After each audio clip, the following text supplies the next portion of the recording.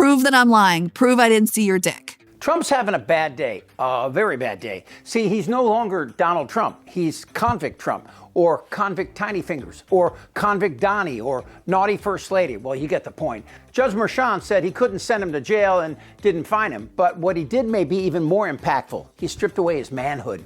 Good morning, everyone. I'm Kira Phillips. We are coming on the air because President-elect Donald Trump has just been sentenced for his conviction in the criminal hush money case in New York, making him the first American president to be sentenced for a crime. This comes just 10 days before he takes the oath of office. Now he will return to the White House as a convicted felon. Let's get straight to our senior investigative correspondent, Aaron Katersky, outside the courthouse in Lower Manhattan. Aaron, Trump fought to the bitter end to prevent this sentencing from happening. He hoped the Supreme Court would save him, too. Clearly, that didn't happen. You were in the courtroom. How powerful were Judge Merchan's words to Trump? He sentenced Trump to an unconditional discharge, as he promised he would. He said it was the only lawful sentence he could impose to respect both the sanctity of the jury's verdict, convicting Trump of 34 felony counts of falsifying business records, and also the duties of president that Trump is about to undertake. But, Kira, he took pains to tell Trump that he was treated like any other criminal defendant in this courthouse.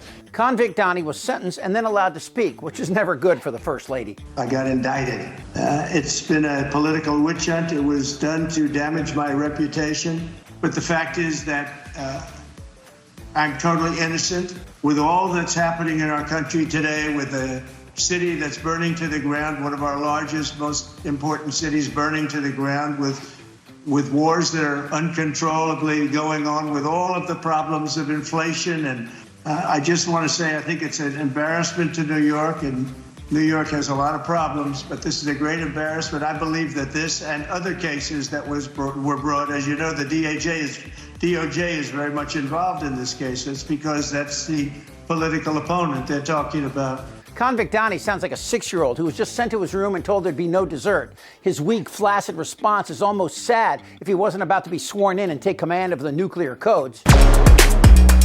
There have been some shitty presidents in our past, and by shitty I mean corrupt and working against the security and welfare of our country. From Andrew Jackson to Richard Nixon and a few others, there have been some horrible people in the White House, but none of them were convicted felons. And with that hanging around his puffy orange goiter, Convict Donnie still has some hoops to jump. Listen. What that means, too, and this is important, is that the underlying criminal case is over. The judgment is final. Mr. Trump, of course, has the right to appeal to a higher court in New York State, but the sentencing proceeding puts an end to the underlying case. It makes Mr. Trump a felon before he assumes office for the second time. On one hand, yes, he will be labeled a convicted felon. The history books will record that. And we know the judge wants to go through with this to validate the jury's findings, the process, the legal system. Look, it played out to its conclusion. So that would be one side of it. The other, what Charles just said, the punishment is basically meaningless. What do you think? Jonathan, Trump cares about his place in history. He will become the first ever president who is a convicted felon. He cares about that. And that's why he's going to appeal the underlying conviction all the way to the Supreme Court. And to get to your and Stephanie's point that there is no other ramification for it, well, in Palm Beach County, he will not be able to vote. He'll be a convicted felon. Now, I do think that Governor DeSantis will make a special case out of him to make sure he gets his voting rights back. But once the sentence is imposed, then the question is, can he vote? Again, he will be treated differently than everyone else, but for a time, that will be in question. Now, what's most interesting about this hearing is that Trump is being treated like every other criminal defendant, which is that you have to appeal after sentencing. Trump said, no, I want to go to the Supreme Court before sentencing.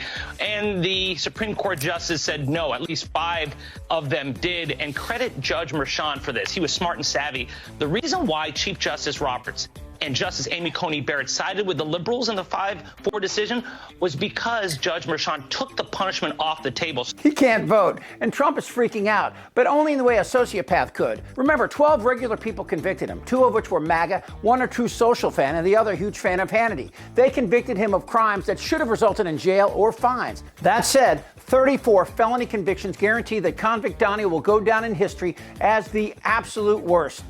And it's killing him. The radical Democrats have lost another pathetic, un-American witch hunt. After spending tens of millions of dollars, wasting over 6 years of obsessive work that should have been spent on protecting New Yorkers from violent, rampant crime, is destroying the city and state, coordinating with the Biden-Harris Department of Injustice and Lawless Weaponization, and bringing completely baseless, illegal, and fake charges against your 45th and 47th president. I was given an unconditional discharge. Okay, Trump has unconditional discharges all the time, and you don't want to be around. Did you notice he's incapable of speaking to the actual charges? Why? Because he loses that argument every time. He tried to pay off Stormy and broke the law in doing so. Cohen testified to it, the paperwork proved it, and then there was this. Prove I didn't see your dick. That result alone proves that, as all legal scholars and experts have said, there is no case. There never was a case, and this whole scam fully deserves to be dismissed. The real jury, the American people, have spoken by re-electing me with an overwhelming mandate in one of the most consequential elections in history. It wasn't a mandate, Donnie. It was actually the smallest percentage win in 100 years. Teeny, Donnie, teeny. Look at those hands. Are they small hands?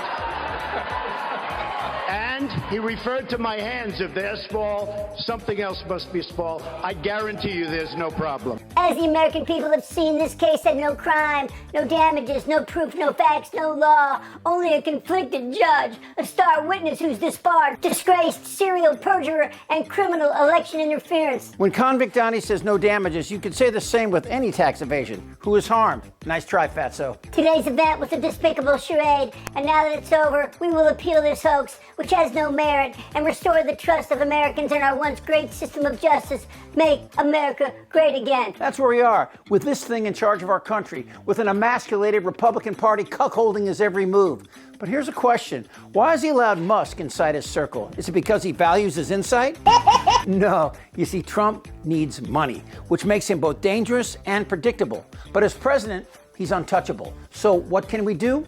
Well, here's what's going to happen. If Trump goes off the rails, deporting children and brown U.S. citizens, or tries to follow through on any of his insane proffers. The Gulf of America. Well, you know who is touchable? Whose lives we can make as shitty as you can possibly imagine? The Republican Party. Let's say we put 1,000 people in front of Ted Cruz's house, or 2,000 people in Jim Jordan's cul-de-sac. Confront them in restaurants and public places. It's all legal, and it works. The American people lost to an electoral college and a manipulated algorithm. But we have options. And when you have a convict in the White House, you have to ask yourself this. Do you really want to get him? You see what I'm saying? What are you prepared to do? And then what are you prepared to do? Oh, all the way, baby. Goddamn right. Use my words against me and you'd be absolutely right. That is crazy!